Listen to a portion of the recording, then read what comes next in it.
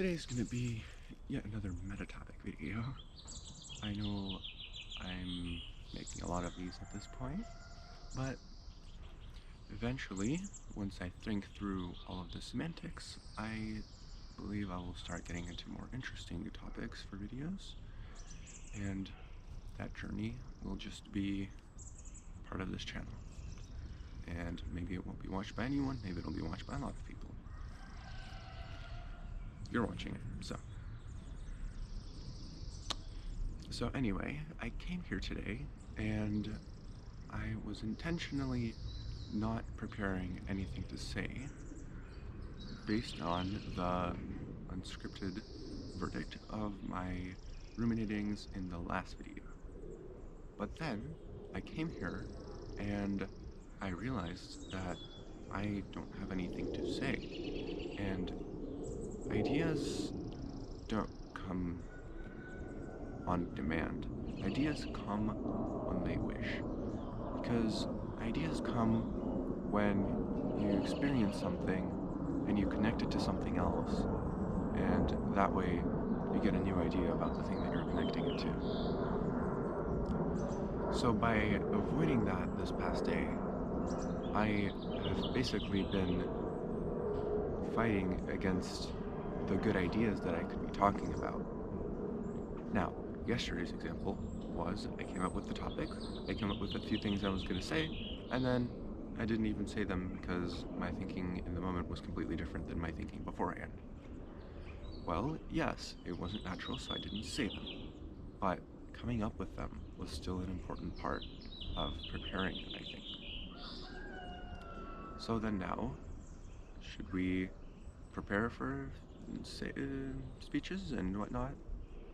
Well, if you don't have anything to say, then it's a bit foolish to expect that you'll magically gain something to say in the moment. Sometimes that can work, but thoughts are too unpredictable for that. Now then, well, then do I have to plan out everything if the unpredictability makes it possible for me to just stop in the middle and not have anything else to say? Because, whoa, ideas, you can't predict them, they might not come. Well, I suppose I've just disproved my point a little bit, haven't I?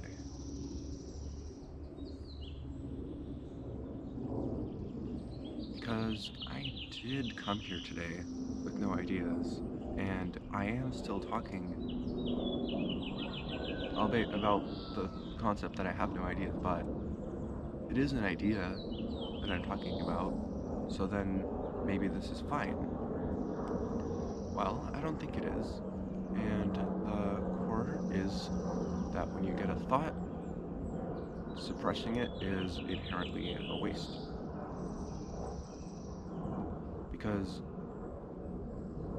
if I'm getting an idea about something to talk about in a video, and then I push the idea away and don't think about it, well then, okay, maybe I'll get a different idea later, but I could have still mentioned it or had it in mind, and over time this will just deplete my repertoire of richness that I can convey in a video.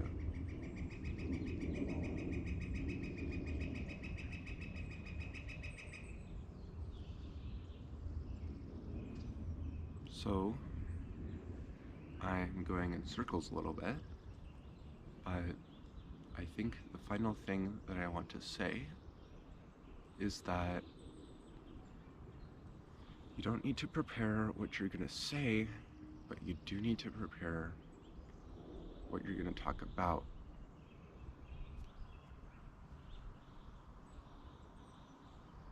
Not word for word, but just think about it so that you have the thoughts ready in your mind to put into words. The putting into words part is the one that you do when you're talking. That's the definition of talking. You use words out of what previously was ideas. Now you can definitely generate the ideas as you're talking, but you're not going to have as much mental space left for putting them into words.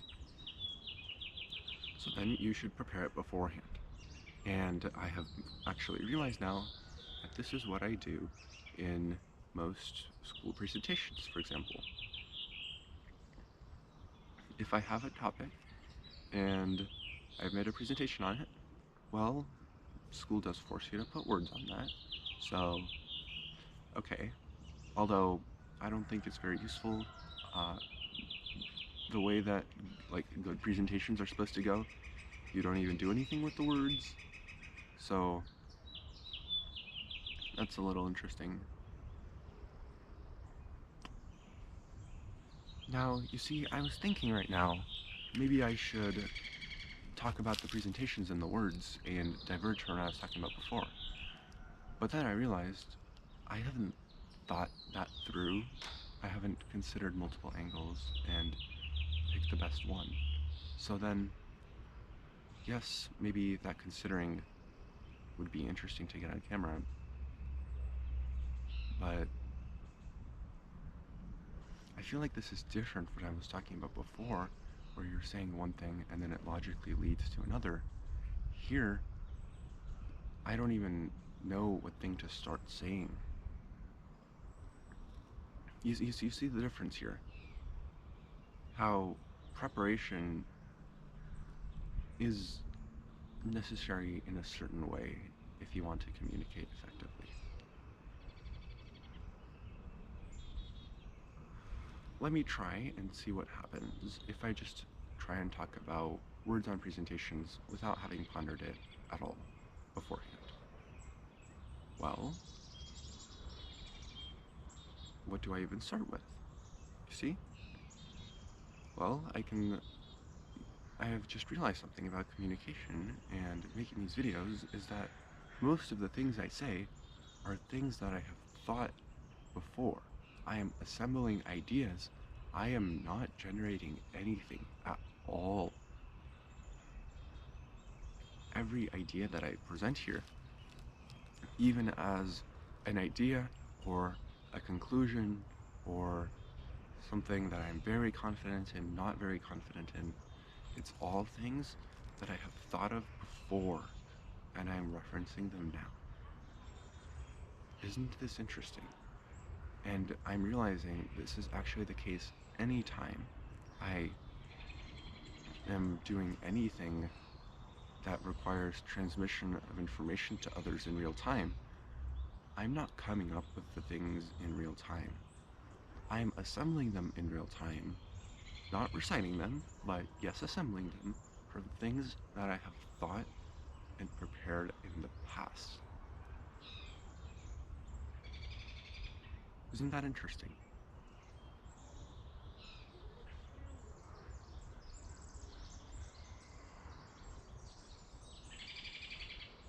Now, what I have just said, have I prepared this in the past? Yes, I believe I actually have. I don't remember the particular moment. It certainly wasn't in the last day when I was rejecting all such interesting ideas, but I have had the thought that presentations are just assembling ideas, and I'm making the connection of memories, not ideas, but memories from experience, which is another really powerful source of information, that during a presentation, I didn't know what to say, or not necessarily didn't know what to say as in stalled, but was pausing without a next flow in the current point I was making and needing to move on, and something surfaces to my mind that I read or thought about in the past, and that is what I go with. Usually verbatim even though I didn't memorize it as such intentionally, intending to use it. It's just the moment calls for recollecting that specific piece and using it right there and going forward from it.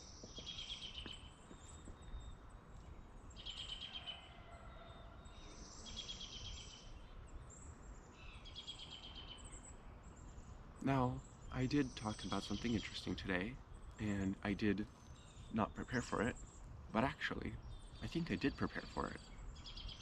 I did prepare for it, just not in the last day. I've prepared for it before, and I'm assembling experiences, memories, everything from throughout my life into this one topic that I'm talking about right now. So, if I were to continue going with don't think about videos except for the moment that you're recording the video, if I were to continue going with that, then I'd be able to do it for a little bit. And maybe I'd even be able to do it for a while, because I don't stop having memories, having ideas. It's just not going to be the kind of deep, profound, interesting things that I would want to put in a video. So then I'm just going to end up talking about the less interesting things in the video, because the actual interesting things are the ones that I resist thinking about, with the idea that I'm going to think about them in a video. But actually, when you are performing something, this is basically a performance, well, in one sense of the word, not in the genuine sense of the word, but when you are performing something, as in real time transmitting a assortment of information that all flows with each other and makes sense. When you are doing that, you are not doing any thinking. You are just assembling things that you have thought about before. And this is why I think school overemphasizes this so much. This whole testing of knowledge phase, where you have the learning phase, and then you, quote unquote, show off what you've learned. And sometimes it may be a presentation, sometimes it may also be a test, which maybe is less real time, but it's basically real time, since in your pauses there's nothing else you can do. So the pauses might as well not be there.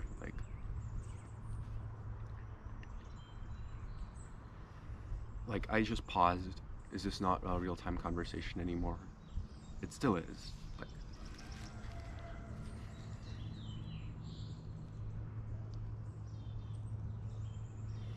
So all of these moments where you are synthesizing, you are not learning. And, well, is synthesizing a skill that you also need to practice? I've been told this. I've been told this by my Spanish teacher last year, that when I was learning Spanish, I wanted to, for example, if I didn't know a word, look it up in the dictionary and learn it. Now, well, that makes sense, right? I'm expanding my vocabulary, it'll be useful. Well, the teacher's idea was that I should practice better using the vocabulary that I already have.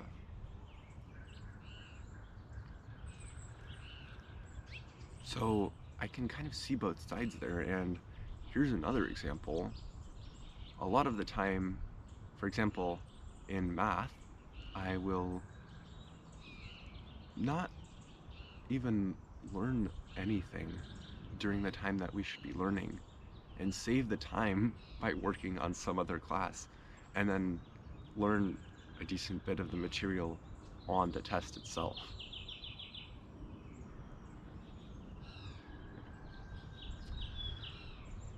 Well, if I can do that for math, and if you could just focus on learning and then only apply it when you actually need to apply it, not like practice applying it to some made up thing, but actually apply it if, for example, let's say you're in a Spanish speaking country traveling and someone asks you something, then you're going to need to apply it. Well, you might be slow, okay, but if you have the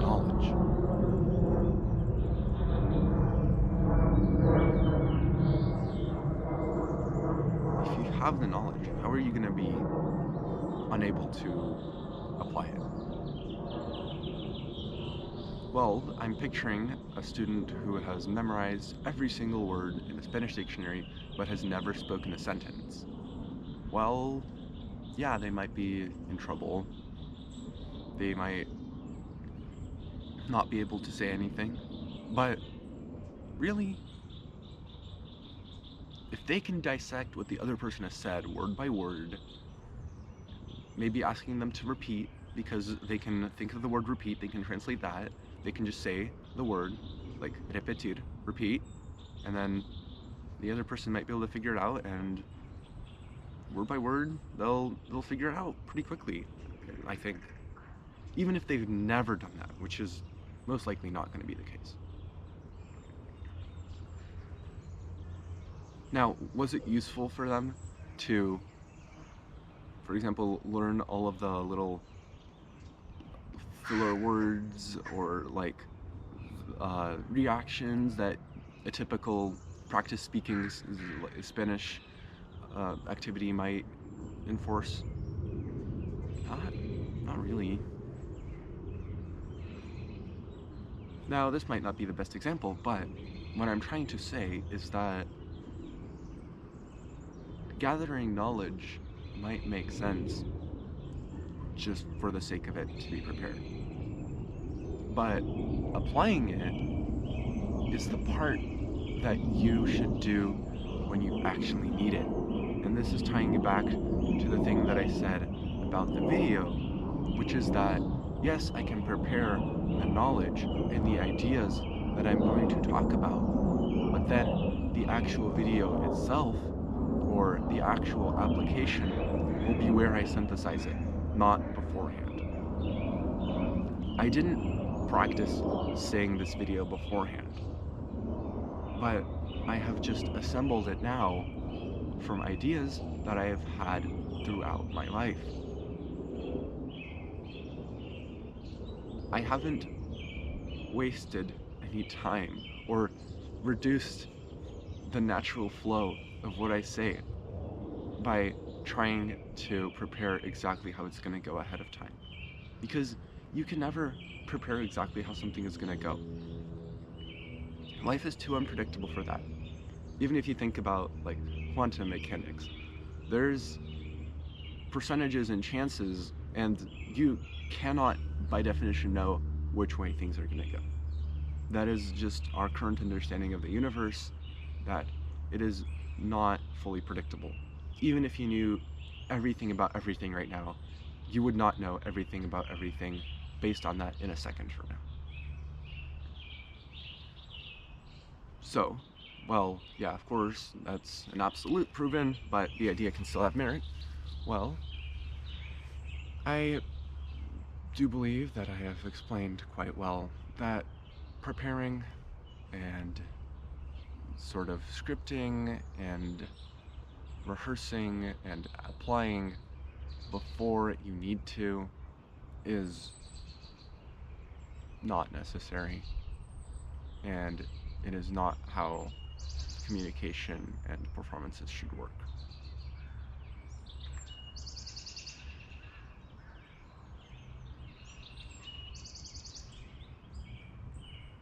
One more thing that I would like to talk about is when I should end the video, because, well, I have just laid out some interesting thoughts on the topic, and even though I haven't laid them out beforehand, I have laid out all of the ideas now, and they made sense naturally because that's the way I was remembering them based on what I had said before, so by definition it connects in a way that makes sense, or more or less makes sense, but can be followed by a listener. And now I feel that I have put it all out there and I don't have more ideas to say about it for now. So, do I just end the video there? Or maybe I can try and keep thinking of it and maybe I'll get a little bit more ideas like I do. If I keep thinking about something, then I'll think like, oh, I could have also said this and it would have been even better, or oh, maybe this wasn't like 100% accurate, maybe I should like tweak it a little bit like that. Well, should I do that reflection on camera? Or should I just end the video? Or should I move on to another topic? Well, a YouTube video, I gotta consider the format. A YouTube video in itself is a little package of a particular topic, and that is how it is just treated by the platform. There's a title, there is a thumbnail, and you click on the video and that's what you see.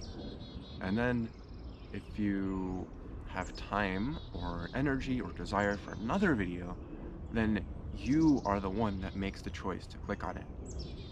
Not what I feel like talking about next, what you feel like watching next. And that may be different from what I feel like talking about next, because if it doesn't flow from the idea before, then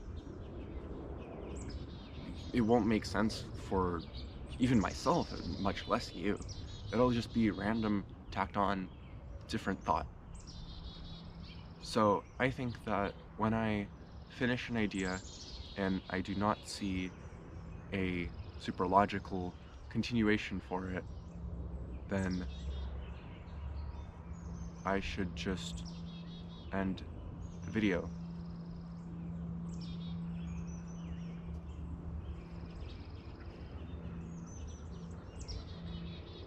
I'm sorry, I got distracted there because I was looking at my camera and I realized that it wasn't showing the amount of time that it has been recording for like it did yesterday. So I got really worried that it's not recording at all. So I'm just gonna check that really quickly.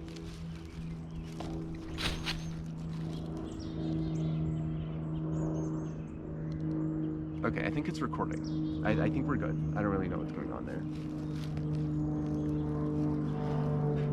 This is the beauty of early videos. I haven't even figured out all my equipment yet, but I'll try not and focus. I'll try not focus on the semantics of it and try and focus on the actual ideas that I'm conveying.